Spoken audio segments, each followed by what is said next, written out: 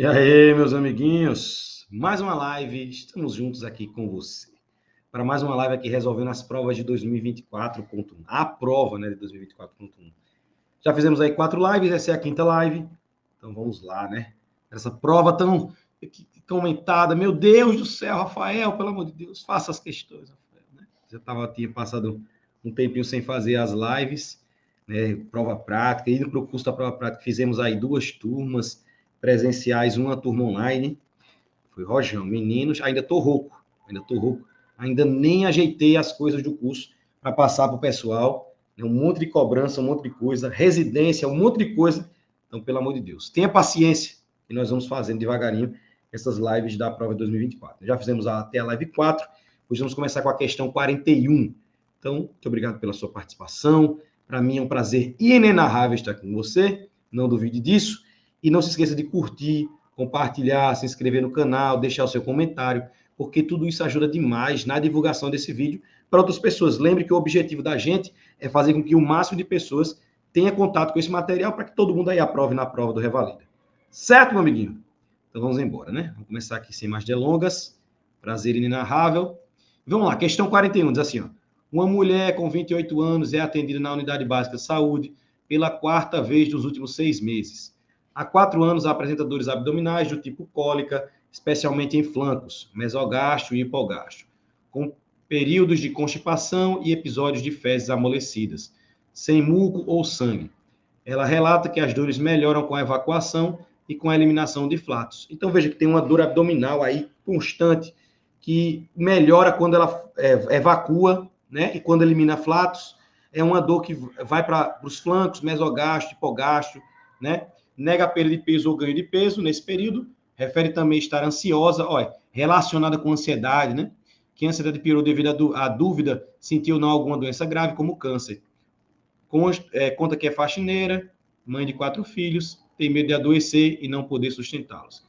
A Cassandra já fez diversas investigações, inclusive pesquisa de sangue nas fezes, protoparasitológico das fezes, hemograma, anticorpo antitransglutaminase, TSH, ultrassonografia, teste de tolerância à lactose, todos os resultados foram negativos.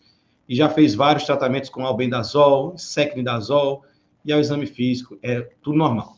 Nesse caso, a hipótese diagnóstica para o paciente é doença celíaca. Veja que ela disse que já fez vários testes, também não perde peso, não tem nenhum problema. Câncer coloretal não tem sangue, né? Retocolite ulcerativa, mas foi feito tudo, viu que não tem problema nenhum. Então é o quê? Síndrome do intestino irritável. Geralmente são pacientes que têm alterações intestinais associadas à ansiedade, né? Lá no curso lá do TIPS, vocês têm uma aula falando sobre isso, tudo direitinho, né? Mas é isso. Basicamente, é uma mulher que tem problemas diarreia, constipação, associados a quadros de ansiedade, né? E não tem outro exame alterado. Veja que o exame físico é normal, não tem perda de peso, já fez vários tratamentos, tem vários testes, está tudo normal. Então, síndrome do intestino irritável. Fácil, menino, fácil. Eita, meu Deus. Vamos lá. Mas não fique triste quando eu digo que é fácil. Por que eu digo que é fácil? Como eu já disse várias vezes, né? Alunos se revoltam, pessoas se revoltam comigo. Esse Rafael fica dizendo que a prova é muito fácil. Meu Deus do céu. Por que é fácil? Na minha opinião, tá certo? Fique à vontade para discordar de mim. Eu creio que é muito simples quando a prova se repete. Então, quando se repete, eu tenho uma lógica muito clara na questão, aí eu acho fácil, tá? Mas não é porque a questão é fácil, é porque a gente já viu essa questão várias vezes, já fez em outras provas, né? É um repeteco, esse revalida repete. Então é por isso, tá certo? Mas me perdoe se seu coração ficou entristecido quando eu disse que essa questão era fácil. Certo? Não se preocupe, é assim mesmo. Você vai fazer isso. Aí eu faço um desafio para você. Assista os vídeos das lives de 2011 até agora. Não é pra você estar assistindo só 2024. Pegue 2011, 12, 13, 14, 15, 16, 17, 20, 21, 22, 22.1, 22.2, 23.1, 23.2 e 24.1. Aí você vai entender o que eu estou falando. Eu já não aguento mais falar dessas mesmas coisas, né? Mas é assim mesmo. Vamos lá. 42, um paciente com 63 anos, trabalhador rural, tabagista há 43 anos março. Apresenta lesão peniana há 3 meses. Veja, 3 meses com a lesão peniana. Refere presença crônica de secreção esbranquiçada no sulco balo prepucial e ter notado há 3 meses aparecimento de uma ferida que não cicatrizou. Então, é uma saída de secreção associada à ferida que não cicatriza de jeito nenhum. 3 meses, certo? apesar do uso de pomada de neomicina, de antibiótico. Ao exame físico, secreção esbranquiçada de odor fétido no sulco bala pré-pulcial, em pequena quantidade, e lesão ulcerada de 0,8 centímetros de diâmetro na glande, de bordes regulares, levemente elevados, de fundo esbranquiçado. Nesse caso, dentro da hipótese diagnóstica mais provável, qual é a conduta adequada? Vamos ver aqui. Ó. Então, o que é que eu estou pensando, né? Solicitar biópsia incisional da lesão, guarde essa. Prescrever ciprofloxacina via oral por 3 meses. Então, veja, uma lesão, uma cicatriz que não melhora nada com antibiótico e que já está há 3 meses, provavelmente não é uma doença infecciosa, né? Então, prescrever ciprofloxacina não faria efeito, né? Indicar a higiene local e banhos de permanganato de potássio. A higiene local, permanganato de potássio, são boas condutas, né? Vai ter algumas literaturas que já não vão indicar o permanganato de potássio, mas a higiene, de forma geral, é uma boa conduta, mas não é essa conduta definitiva, né? Prescrever penicilina benzatina. Aquela quer dizer, é sífilis? Então, não parece ser sífilis, né? Porque a lesão da sífilis, a sífilis primária, ela desaparece 7, 10 dias, né? Então, já está com 3 meses, então não é sífilis primária. Por isso, a letra D não seria. Então, a melhor resposta seria a letra A, né? Eu estou pensando em câncer. Então, tem que fazer uma biópsia para poder ver se essa lesão é cancerígena, né? 3 meses, uma lesão, uma úlcera que não cicatriza, né? 42, letra C. Veja que ele é tabagista, trabalhador rural, né? Então, faz sentido pensar. Faz não? Faz. Então, 42, letra A. A de amor, meu amigo. A de amor. É lindo. Oh, meu Deus. 43, ela foi anulada. Tivemos aí, nessas que a gente vai fazer, 2 anuladas só. Da 41 até a 50, tiveram 2 anuladas. A 43 é uma delas. Vamos ver o que é que diz essa 43. Diz assim, ó, um lactente com 2 anos, previamente rígido, elevada unidade de pronto atendimento com quadro de diarreia, fezes líquidas, sem muco ou sangue. Além disso, apresenta vômitos e febre a 48 horas. Veja, ele tem vômitos, né? Febre, ao exame físico para estar sonolento, hipotônico, olhos fundos, mucosas secas e ausência de lágrimas, está desidratado. Então, é uma diarreia com desidratação, né? Não é isso? Aí, vamos ver, ó. O pulso está débil, o enchimento capilar é maior do que 5 segundos. Nesse caso, qual tratamento inicial deve ser ministrado segundo o fluxograma do Ministério da Saúde do Brasil de 2023, que mudou, né? Em 2023 ele mudou. Então, vamos lá. Letra A. Solução de reidratação oral. Veja que ele tem vômitos, né? Tá aí hipotônico, sonolento. Então, oral não seria uma boa indicativa para ele, né? Então, não marcaria essa. Letra B. Reidratação oral também não marcaria essa. Vamos ver a letra C. Soro fisiológico a 0,9%, 30 ml por quilo por via endovenosa, perfeito. Em 30 minutos, maravilhoso. E administrar ringelactato 30 ml por quilo em 2 horas, não é? Lá, segundo o caderninho, é 70 ml por quilo em 2 horas e meia, né? Não é verdade?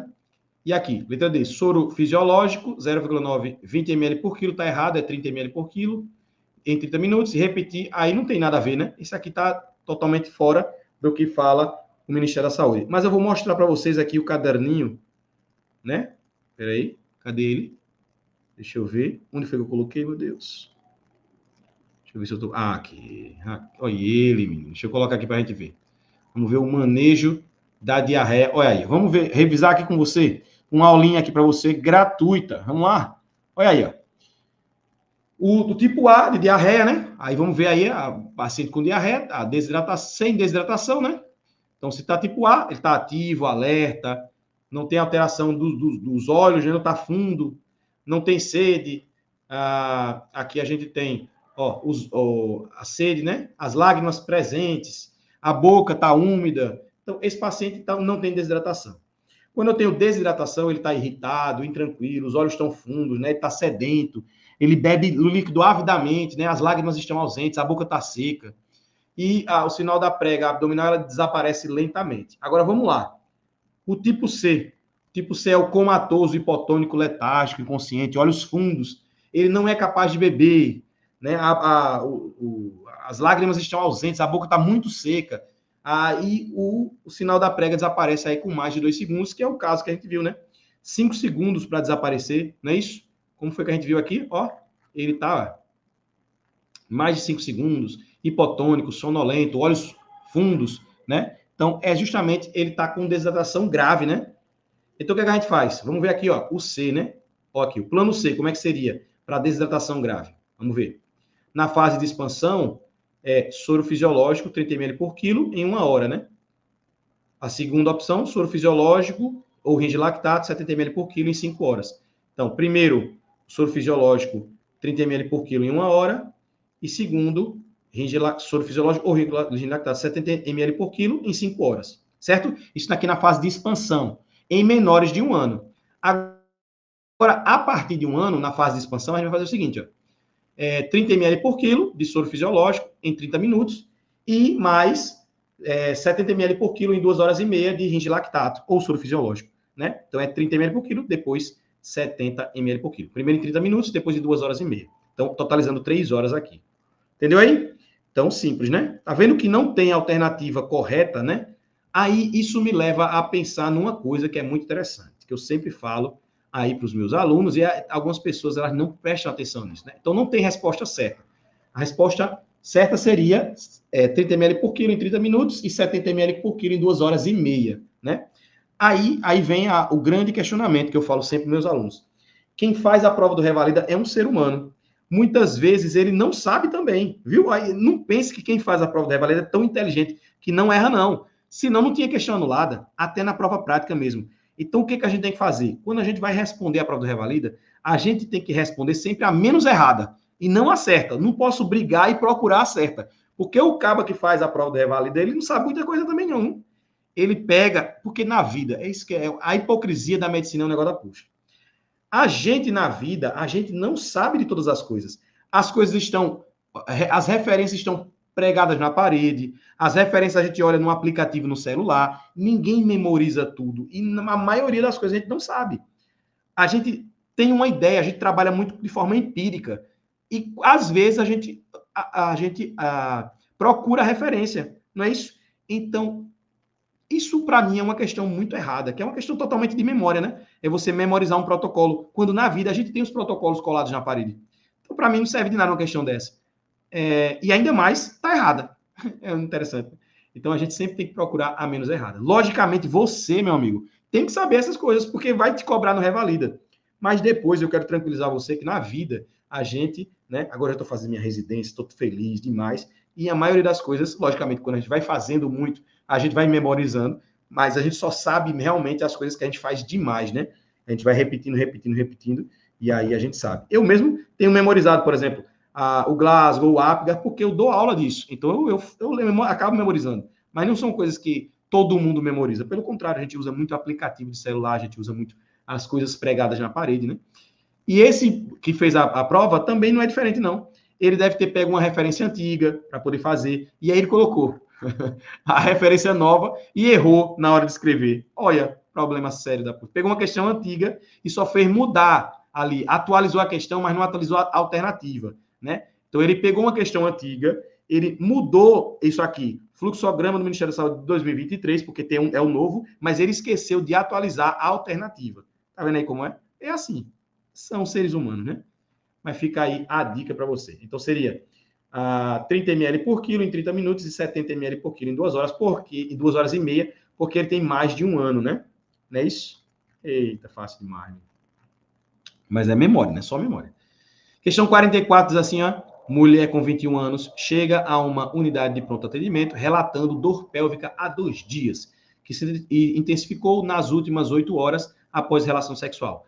Queixa de sangramento vaginal após relação evidenciado na consulta. Refere que a última menstruação havia ocorrido há 5 dias, com ciclos anteriores regulares. Ao exame físico, então, olha, febril, certo? E com sinais de defesa abdominal. Demonstrou ao exame ginecológico, foi extremamente doloroso quando houve mobilização dos anexos e do colo uterino. Então, ela tem uma dor intensa quando mobilizou os anexos e o colo uterino. Olha, febre, dor à mobilização dos anexos, isso é o quê? DIP? Ah, menino, fácil demais. Doença inflamatória pélvica. O que é que você quer que eu diga? Eita, de novo. Você quer que eu diga assim, de novo? É a mesma coisa, né? Lembre, aqui, quando fazemos as questões, o objetivo é, de forma rápida, simples e muito prática, com pequenas coisas, fazer você enxergar na questão os pontos chaves. Esse é o principal objetivo. Não é fazer você aprender o tema, porque aqui não é o objetivo esse, certo? Outro lugar é o objetivo de você aprender o tema. Aqui é enxergar pontos chaves que já foram estudados anteriormente e aí resolver as questões. Por isso que eu acredito que você deve estudar de forma correta, né? Buscando sempre a forma mais simples. Não queira brigar com as questões, não queira fazer do Revalida uma coisa, um bicho de 7 cabeças. O Revalida é uma coisa muito simples. Ele quer conceitos muito simples. E de vez em quando ele bota uma questão que não tem nada a ver, uma questão muito doida, mas é assim mesmo, né? 15%, 10 a 15% das questões são coisas muito loucas que a gente nem se preocupa com isso. Mas 85%, cerca de 85% da prova, ela é repetida. Então é nesse 85% que eu me firmo. E com 85% eu passo tranquilamente. Então é nesse 85% que a gente se firma. Mas eu aqui sou obrigado a fazer todas as questões e explicar para você de um jeito mais simples possível. Então eu tento, de forma simples e prática, dizer para você como seria a resolução dessa questão, mas muitas vezes o conceito é muito amplo e a gente acaba sendo bem superficial. Por isso que eu convido você a sempre estar dando aí uma estudada nos temas. Mas aqui, creio eu, né, que tem ajudado muito a muitas pessoas. Então, por isso que a gente faz essas lives resolvendo as questões de um jeito bem simples, bem direto. E quando eu digo que é fácil, é como eu falo para vocês, é porque eu realmente vejo que repete demais, certo? Faço todas essas provas milhares de vezes há muito tempo. Então, por isso que eu conheço bem as questões, tá certo? Então, vamos lá, questão 45. Um homem com 70 anos é trazido pela filha a uma consulta com o médico de família e comunidade. Queixando-se de tosse produtiva há 6 dias, associada à febre de 38 graus, há 3 dias também, com melhora após o uso de dipirona. Relata dispneia aos esforços e dor em hemitórax direito quando tosse. Nega calafrios, inapetência, outros sintomas associados. Tem histórico de hipertensão arterial, está em uso de losartana, e além disso tem diabetes mellitus, está em uso de metformina. Nega outras comorbidades, bem como tabagismo e etilismo. Uso recente de... nega tabagismo e etilismo, uso recente de antibióticos, alergia a medicamentos e internações prévias. Então, não fez isso, né? Ao exame físico encontra-se bom estado geral, hidratado e corado, consciente e orientado, com frequência cardíaca de 83, pressão arterial de 110/80, frequência respiratória de 20 e saturação de oxigênio 96 em ar ambiente. A ausculta cardíaca ritmo regular em 2 tempos, sem sopros. A ausculta respiratória, o murmúrio vesicular presente bilateralmente, com presença de estertores crepitantes em base direita. Com base nessas informações, qual é a conduta médica a ser adotada nesse caso? Certo? Então, veja, aqui tem crepitantes em base, né? Tosse produtiva, febre, isso aqui, pneumonia, né? Não tem nem segredo. É um homem de 70 anos que tem comorbidades, é hipertenso e diabético, certo? Então, como é que é o tratamento da pneumonia em um homem de 70 anos que ele tem comorbidades? Vamos calcular o CURB, né? Para a gente saber para onde é que ele vai. Então, eu não tenho ureia, mas eu tenho o CRB, então, né? CRB 65. Ele tem 70 anos, ele tem mais do que 65 anos, então um ponto, né? Em relação à respiração, à pressão, né? Tá tudo normal, os batimentos, tudo certinho, não vai pontuar mais nada, só o ponto porque é acima de 65 anos. A consciência está preservada, então não vai, né? CURB, consciência, respiratório, a pressão, tudo isso daí e o 65. O CRB vai estar só o 65 alterado. Você entende o que eu estou dizendo para você? Né? Porque é o protocolozinho que a gente usa, né? A gente vai usar aí, usaria o CURB, como a gente não tem a ureia, que é o dado que a gente precisa, então a gente vai usar os outros parâmetros para a gente dizer aí se vai internar esse paciente ou se não vai internar esse paciente. Como ele não tem alteração de consciência, não tem alteração da pressão, não tem alteração da frequência respiratória, mas ele tem mais de 65 anos, então, nesse caso, a gente não precisa internar esse paciente. O tratamento vai ser ambulatorial. Então, vamos ver agora as alternativas que a gente tem aí na questão. A letra A diz, iniciar o uso de azitromicina via oral por 7 dias em regime ambulatorial. Vamos lá. Primeiro que para pacientes idosos, geralmente as questões colocam como preferência a azitromicina. Poderia ser a amoxicilina em ausência, por exemplo, de uso de antibióticos recentes. Assim, Rafael, ele realmente não usou antibióticos recentes. Para adultos, a primeira linha, tanto a macrolídeos como a amoxicilina, é primeira linha. Agora, quando não tem antibióticos anteriores. Tá, Rafael, e por que essa estaria errada? Por que não marcaria essa? Porque o paciente ele tem comorbidades. Então, a gente não usa a azitromicina sozinha quando o paciente tem comorbidades. Ele é hipertenso e diabético. Então, a letra A não marcaria por causa disso. Letra B, internar o paciente, eu não internaria. Pelo CRB, né? CURB ou CRB. Internar o paciente também não. Iniciar o uso de azitromicina e amoxicilina clavulanato. É uma associação, é dupla terapia, tá certo. Via oral por 7 dias em regime ambulatorial. Resposta. Letra D, de dado. Eita, mona. Então, entendeu aí? Por que a gente faz duas drogas? Aí podia ser azitromicina mais amoxicilina, azitromicina mais amoxiclavulanato, claritromicina mais amoxicilina. Poderia ser todas essas associações. Aqui ele colocou azitromicina mais amoxiclavulanato. Tá certo, não tem problema não. Então, letra D. Por quê? Porque ele tem comorbidade. Se tivesse usado antibiótico recente, também seria um fator que a gente faria isso. Né? Entendeu aí? Letra D de dado. 46. Um homem com 37 anos em situação de rua de longa data, com condições precárias de higiene pessoal, história de abuso de álcool e de crack, procura atendimento em unidade de pronto atendimento devido a um quadro de febre baixa intermitente não aferida, tosse produtiva com escarro esverdeado em rajas de sangue e odor fétido, fraqueza geral e emagrecimento. Ele refere que o quadro tem cerca de 3 semanas de evolução, realizados os exames. Veja, aqui, 3 semanas de tosse, febre, num morador de rua, né, morador de rua? Isso, de longa data, eu pensaria em tuberculose. Não é isso? Primeira coisa que viria na nossa cabeça é tuberculose. E você está certo em pensar isso aí. Agora, assim, ó. Realizados os exames, o teste rápido molecular apresenta-se com resultado não detectável para a micobactéria. Então, veja, ele deu negativo para a tuberculose. Aí onde é que está? O teste rápido, lembra? Testes rápidos geralmente são muito sensíveis, certo? Então, quando ele diz que o teste rápido para a tuberculose, ele deu negativo, ele quer dizer para você assim, ó, não é tuberculose, certo? Então, ele está dizendo, a primeira coisa que a gente pensaria era tuberculose. Né? Um sintomático respiratório com emagrecimento, febre arrastada, tosse, tuberculose. Só que ele disse teste rápido molecular negativo. Então eu vou excluir a tuberculose da minha cabeça e vou pensar em outras possibilidades. Vamos ver aqui, ó. O resultado da radiografia simples de tórax está produzida na imagem a seguir. Veja aqui, ó. Uma lesão arredondada, lóbulo na parte inferior do lóbulo médio, né? Pulmão direito. Geralmente, se fosse caverna, seria nas partes, né? Mais partes superiores, né? Do pulmão, geralmente a tuberculose afeta mais as partes superiores. Aí vamos lá. O paciente é, então, encaminhado para internação hospitalar, sendo iniciado esquema antimicrobiano com ceftriaxona e metronidazol por via endovenosa.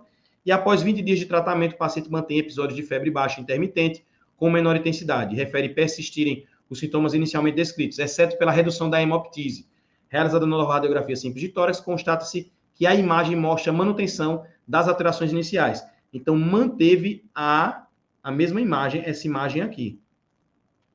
O que é isso? Isso é um abscesso, né? Isso aqui é um abscesso. Então é isso que aconteceu. O paciente teve algum germe que gerou um abscesso. Por isso que teve alteração tão grande, né? Por isso que a tuberculose deu negativa. Como o abscesso não foi drenado, ele fez o tratamento com antibiótico por 20 dias, ele ainda manteve os sintomas. Então, qual seria a nossa próxima conduta? Vamos ver. Letra A. Conduta recomendada nesse caso letra A. Trocar o esquema de tratamento para antibiótico com cobertura para bactéria multiresistente. Letra B. Iniciar tratamento empírico para tuberculose pulmonar, considerando-se a alta probabilidade clínica e epidemiológica.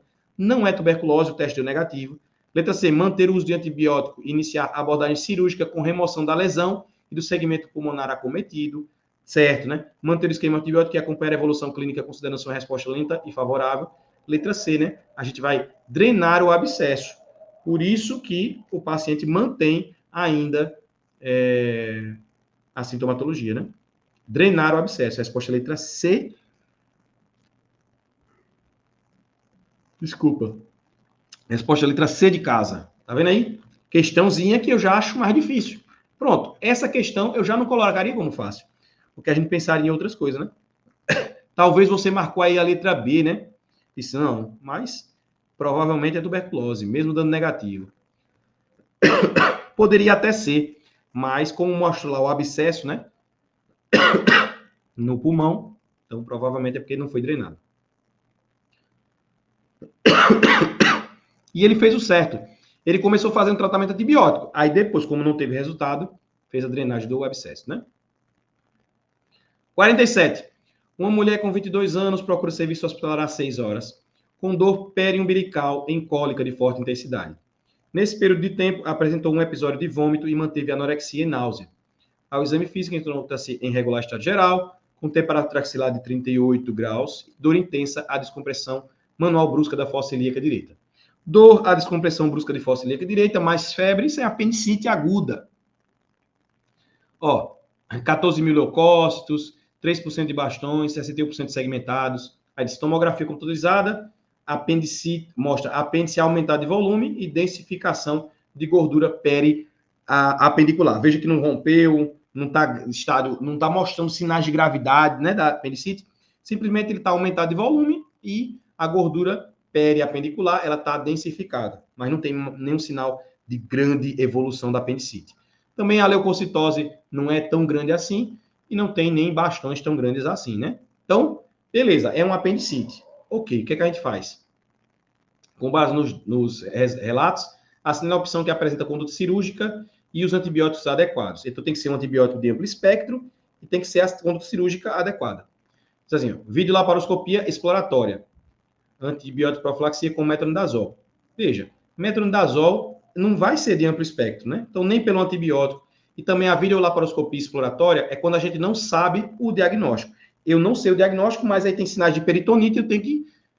Aliás, é uma laparotomia, né? Mas aí eu não sei o diagnóstico, né? Se for laparotomia exploratória, seria por causa da peritonite, né? Mas no caso aqui, videolaparoscopia exploratória é um teste mais diagnóstico do que terapêutico, né? Então, eu não sei o diagnóstico, estou em dúvida, aí faria uma videolaparoscopia exploratória. Nesse caso, a gente sabe o diagnóstico, não, a gente tem que realizar o tratamento. Então, letra A não é a melhor conduta, né? Letra B, apendicectomia aberta. Então, isso aqui só se faz realmente, é como lá na cesárea, né? Imagina, vou citar um outro exemplo para falar da mesma coisa. Quando a paciente... Então, tem basicamente, os dois principais tipos de incisão da cesárea. Existem vários, mas aí, funny steel, né? Aquela que a gente puxa a pelezinha e deixa ela reta, né? Lá pertinho da sínfise púbica, né? Lá perto do pubis, né? A gente faz aí um dedo, 2 dedos acima do pubis, né? A gente faz aqui a incisão e tem a incisão medial, que ela sangra menos, que ela é usada mais numa emergência. Então, por exemplo, uma DPP, o paciente está sangrando muito, já faça uma incisão medial, logicamente, muito difícil de alguém fazer, a cicatriz fica muito feia, mas seria esse tipo de incisão que é muito menos arriscado e quando você corta, já está praticamente no útero da mulher, é a indicada para cirurgia de emergência. Aqui no caso da apendicite, a apendicectomia aberta seria para esses casos de alta gravidade, né? Que aí você poderia até fazer. Mas na maioria dos casos, não se faz a apendicectomia aberta, né? Até antibiótico tá aqui, tá ok, mas essa apendicectomia aberta não seria a melhor indicação. Laparotomia exploratória também a gente faria quando a gente não sabe o diagnóstico, né? Certo? Agora, apendicectomia laparoscópica, antibiótico terapia pré-operatória com cefazolina e metronidazol é a melhor resposta. A gente tem uma antibiótico terapia de amplo espectro e vai fazer a apendicectomia, né? Videolaparoscópica, né? Não? Mas é melhorzinho, né? Não? Letra D de dado. Então, tendo disponível a laparoscópica, eu não vou fazer a aberta, né? Como ele deu as duas opções, é melhor fazer a laparoscópica do que a aberta. Não é isso? Resposta letra D de dado. D de dado. Bom demais. Fácil, Demé. 48. Um menino de 12 meses é levado por sua mãe à unidade de pronto atendimento, com quadro de febre alta há 6 dias, a qual está associada a irritabilidade e exantema difuso maculopapular eritematoso. Olha, 12 meses. Febre há mais de 5 dias. Olha, vamos lá. Febre há mais de 5 dias. Exantema maculopapular eritematoso. No exame físico, você vê edemas endurecidos em mãos e pés, conjuntivite bilateral, não exudativa, adenomegalia cervical, hiperemia de orofaringe e língua em framboesa. Isso é o quê? Isso é Kawasaki, meu amiguinho. Não é não? Eita, face Demer. Kawasaki. Kawasaki já perguntou o diagnóstico, o tratamento, já perguntou tanta coisa, não foi? Mas isso aqui é Kawasaki, certo? Agora minha câmera aqui ficou desfocada. Eu não tô com a minha luzinha aqui, aí tô todo desfocado. Pronto, se você tá me vendo todo desfocado, não tem problema não. Mas a tela está vendo bem, né? Então isso aqui é Kawasaki. Aí diz assim, ó, a partir dessas informações, é correto afirmar que o achado associado à principal hipótese diagnóstica desse caso é: o que é comum ter como complicação do Kawasaki? É aneurisma das artérias coronarianas. É a complicação mais comum. Não é uma coisa comum ter Kawasaki, não é uma coisa comum ter um aneurisma, mas a complicação comum do Kawasaki é o aneurisma de artérias coronarianas, que a gente sabe demais, né não? Eita, foi fácil essa, hein? Diga a verdade. Essa você já sabia, tenho certeza. Questão 49, diz assim, ó. Uma gestante com 29 anos, primigesta, havia realizado um exame de urocultura durante o pré-natal, cujo resultado foi 1.000 unidades formadoras de colônia por ml de Streptococcus agalactiae. Ainda durante o pré-natal, não se realizou o rastreio para colonização pelo estrepto beta-hemolítico do grupo B, por meio de cultura de conteúdo vaginal e retal. O paciente chega ao pronto-socorro, obstétrico e trabalho de parto, com 38 semanas de gestação, bolsa íntegra, e nesse caso, em relação à profilaxia intraparto, de sepse neonatal por Epstein-Barr, Streptococcus do grupo B, deve-se. Então, em relação... Lembra que no pré-natal se deve pedir, com 35 semanas, uma cultura, né, de secreção de conteúdo vaginal e retal para poder saber se tem colonização pelo estrepto, né? Porque aqui pode dar sepse, né? Pode dar um monte de complicação na criança quando nasce por parto vaginal. Agora, quando vai ser cesáreo, aí não tem problema em relação a isso, né? Mas parto vaginal tem problema. Isso é uma coisa que é muito difícil de fazer, certo? Eu estou lá na maternidade e basicamente ninguém faz. Mas é aqui em Alagoas, né? Eu estou falando em Alagoas. E tá errado, viu? Tem que fazer. Então, a recomendação é fazer 35 semanas a pesquisa. Então, essa daqui, ela tem uma cultura, certo? Uma urocultura com Streptococcus. Já deu positivo a urocultura. Então, como é que é o esquema? Como é que a gente faz? Como é que a gente sabe o que a gente deve fazer nos casos aí que eu não tenho, né? Então, o que é o certo? Qual é a recomendação que a gente tem que fazer? Então, se você tem a cultura positiva do conteúdo vaginal e retal, você pediu lá com 35 semanas. Deu positiva, o tratamento é com penicilina cristalina. Existem outras terapias também. Ampicilina pode ser usado. Também a cefazolina pode ser usada, mas a primeira escolha é a penicilina cristalina. Se você tem disponível a penicilina cristalina, em ausência de contraindicação dela, vai usar a penicilina cristalina. Mas a ampicilina e a cefazolina também podem ser utilizados, certo? Quando é que eu... Se der negativo, então essa cultura eu não faço. Cultura positiva, vaginal ou retal, eu faço já a penicilina cristalina ali, em pelo menos 4 horas antes do trabalho de parto, antes do parto, né? A gente vai fazer ali, e aí vai repetir de 4 em 4 horas até o parto, certo? Agora, se eu não tenho a cultura, certo? Da secreção vaginal ou da retal, né? Conteúdo vaginal e retal. Essa cultura não tem. Então, quando é menor do que 37 semanas, a gente faz a profilaxia. Para todo que é menor de 37 semanas, então, parto prematuro, com cultura não realizada ou desconhecida, eu faço a profilaxia com penicilina cristalina. Também pode fazer com ampicilina, cefazolina, tá? Mas primeira opção, penicilina cristalina. Se ele é maior do que 37 semanas, eu só faço quando existe a mãe febre maior ou igual a 38 graus, ou maior ou igual. Ruptura prematura de membranas ovulares, quando tem uma maior do que 18 horas, certo? Maior ou igual a 18 horas, aí eu faço a profilaxia com antibiótico, certo? Então, quando é desconhecida, somente em prematuros, paciente tem febre ou maior ou igual a 18 horas de ruptura prematura de membranas ovulares, certo? Quando é que eu faço também? Se o filho já tem o caso de ter acontecido sepse em um filho, pelo estrepto beta-hemolítico. Então, teve um caso já de sepse, essa mulher teve já, de um filho, então eu faço a profilaxia. Ou então, aí é o caso, aí é a cerejinha do bolo, se apresentar uma urocultura positiva com estrepto do grupo B. Se tiver uma cultura, por exemplo, como agora, Streptogalactiae, deu aí a cultura positiva. Nesse caso, eu também faço a penicilina cristalina. Então, quais são os casos que a gente faz?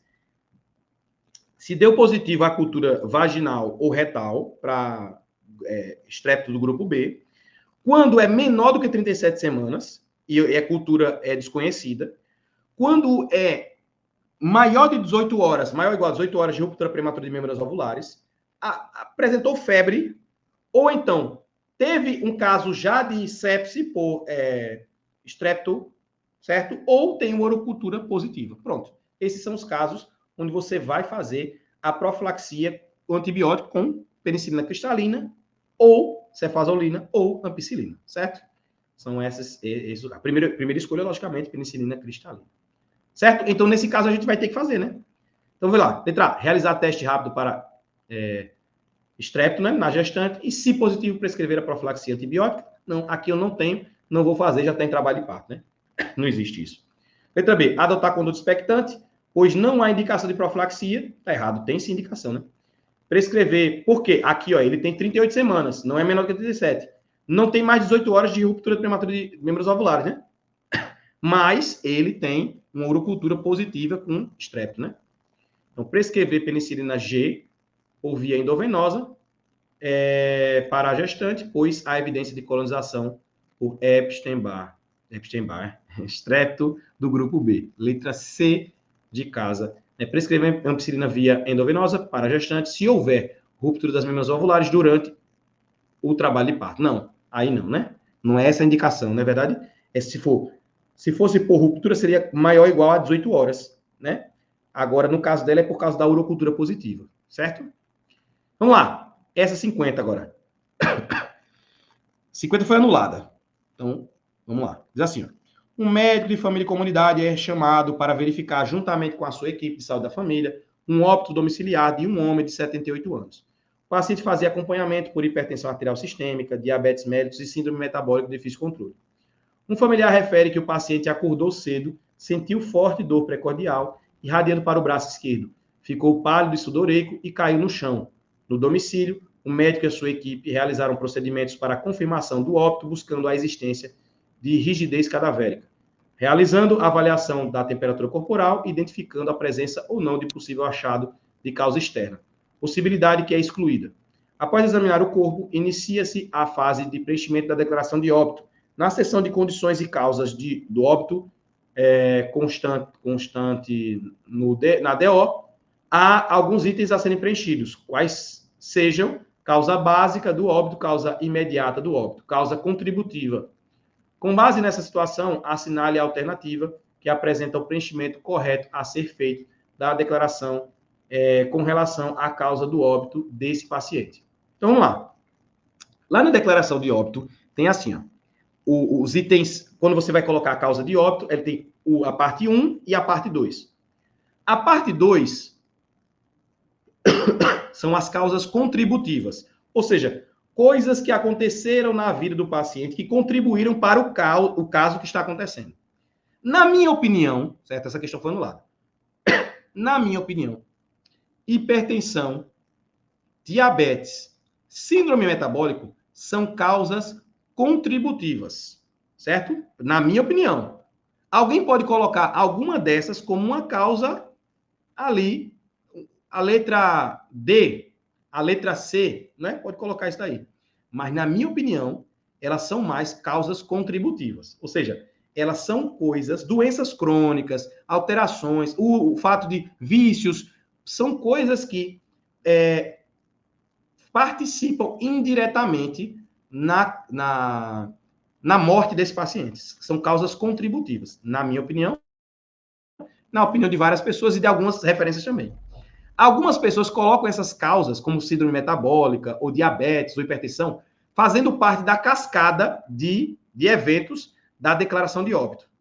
Eu não concordo, certo? Mas aí você pode, e é muito subjetivo. Você vai perceber, quando você pega os manuais para escrever declaração de óbito, é muito subjetivo, certo? Mas aí, algumas pessoas, por exemplo, síndrome metabólica, poderiam colocar como causa básica, que seria aquela inicial causa básica. Não foi assim que a questão pensou. Então, para mim, a melhor resposta, a síndrome metabólica seria uma causa, na minha opinião, tá certo? Uma causa contributiva. Mas tem algumas pessoas que vão colocar ela como causa básica. Então, a síndrome metabólica vai gerar a cascada que vai terminar no infarto agudo do miocárdio, que seria a causa imediata. Então, colocariam assim, por exemplo, síndrome metabólico, que geraria uma doença arterial aterosclerótica, que geraria um infarto agudo do miocárdio, e aí o infarto agudo do miocárdio é a causa imediata, né? A causa base seria o síndrome metabólico, a causa intermediária seria aí a doença arterial aterosclerótica, causa imediata seria o infarto agudo do miocárdio, né? Seria assim. Mas eu não acredito dessa forma. Eu acho que síndrome metabólica, diabetes mellitus, hipertensão arterial são causas contributivas, certo? Elas entrariam mais no 2 do que próprio nesse, né?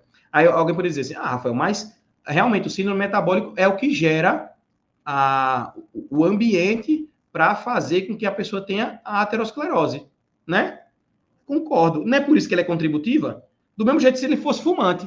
O mesmo papel que tem o síndrome metabólico, tem o tabagismo nesse mecanismo, né? Então, na minha opinião, o síndrome metabólico, diabetes mellitus e hipertensão arterial são causas contributivas, certo? São alterações crônicas que fazem parte do contexto de vida do paciente, que também participam de forma indireta na formação da alteração que vai gerar. Agora, por exemplo, imagine que ele tivesse fibrilação atrial. Aí não. Aí a fibrilação atrial, se ele teve junto ali, é uma coisa aguda que vai gerar realmente fazer parte da cascada. Se tivesse uma coagulação intravascular disseminada, se tivesse uma hemorragia, se tivesse um choque, são coisas que acontecem ali na hora que realmente fazem parte da cascada de morte, né? Agora, por exemplo, o paciente caiu de uma altura e bateu a cabeça. Aí, tudo que se desencadeou, até a morte, foi por causa da queda que ele levou. É diferente, né? Mas o síndrome metabólico para mim, uma causa contributiva. Ele vai gerar um ambiente que vai fazer com que seja mais propenso o paciente a ter o infarto. Entendeu aí a diferença, na minha opinião? Entendeu? Mas você pode discordar de mim. Então, eu concordo com o Revalida. Eu acho que a letra B é a melhor resposta. Vão ter pessoas que vão acreditar que a letra A é a melhor resposta, certo? Mas eu não concordo. Aí fica a seu critério. Eu expliquei para você por que eu não acho que a letra A está certa, tá? E por que eu acho que a letra B está certa. Eu acho que síndrome metabólica, diabetes mellitus e hipertensão arterial são causas contributivas. O infarto é a causa imediata e a causa base, aí poderia ser até... Eu não colocaria nem síndrome metabólica, colocaria assim, poderia colocar a doença arterial aterosclerótica e infarto agudo do miocárdio, que são coisas que você identifica claramente como fazendo parte da cascada né? Mas aí eu expliquei para você, não sou especialista na área, mas fica aí a minha opinião. E o gabarito do INEP foi a letra B também concordo com o INEP, certo? Mas a questão foi anulada, decidiu anular a questão. Certo, meus amiguinhos? Aí um cardiologista vai falar para você, né? Vai ter uma opinião, outro clínico vai ter outra, e vão discutir, vão brigar, e na medicina é essa coisa toda, mas ia ficar aí a discussão, né? De qualquer forma, o gabarito foi letra B, depois foi anulado. Certo? Olha, só nessas 10 já foram 2 anuladas, né? Então é isso, meu amiguinho. Aqui a gente fala, discute com você, faz você pensar um pouquinho, explica por quê, para lá, por quê, para cá, mas é isso. Papai do céu abençoe todos vocês. Para mim é um prazer sentar aqui com você, passando esse tempinho, aprendendo junto com você. E nos vemos aí na nossa próxima live. Amanhã, né? Amanhã temos live também. Às 21 horas, como hoje. Tchau, até mais. Tchau. Não se esquece de curtir, compartilhar, se inscrever no canal, deixar o seu comentário. Mandar essa live para todo mundo que você tiver aí, para todo mundo assistir. Tchau, até mais.